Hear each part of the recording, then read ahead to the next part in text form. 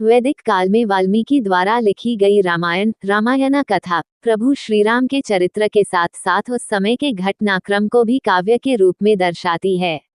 इसकी रचना वाल्मीकि जी ने संस्कृत में की थी, जिसे काफी लोकप्रियता हासिल हुई।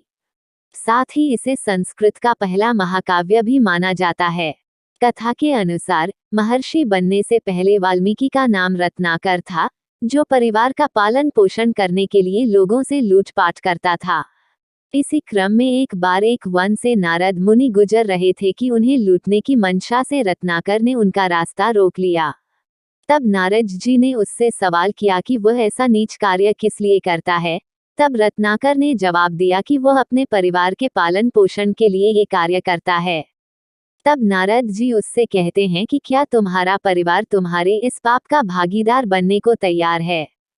तब रत्नाकर अपने घर जाकर सभी सदस्यों से यह सवाल करता है कि क्या वो उसके इस पाप में भागीदार बनेंगे। तब सभी इस बात से साफ इनकार कर देते हैं। जब वह लौटकर आया तो उसने नारद जी के चरण पकड़कर अपने किए के लिए माफी मांगी। इस तरह पड़ा वाल्मीकि नाम। तब नारद जी ने उसे राम नाम का जप करने का उपदेश दिया।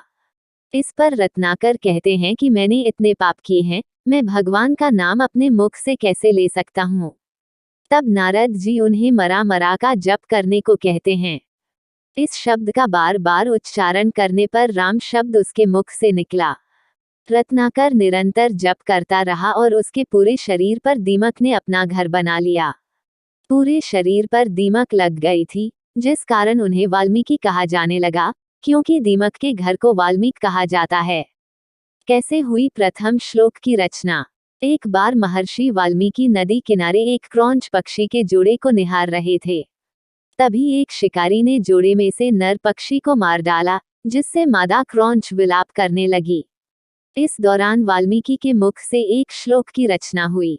मां निषाद प्रतिष्ठा त्वमग्मः शाश्वतीयः समाः यत्क्रौंचमिथुनादेकम अवधिया कामोहितम। ये श्लोक ही रामायण महाकाव्य का आधार बना, जिसका अर्थ है, हे दुष्ट, तुमने प्रेम में मग्न क्रौंच पक्षी को मारा है। तुम अनंत वर्षों तक प्रतिष्ठा प्राप्त न कर सकोगे। वाल्मीकि के मुख से निकाले इस श्लोक को विश्व साहित्य की प्रथम कविता माना गया है।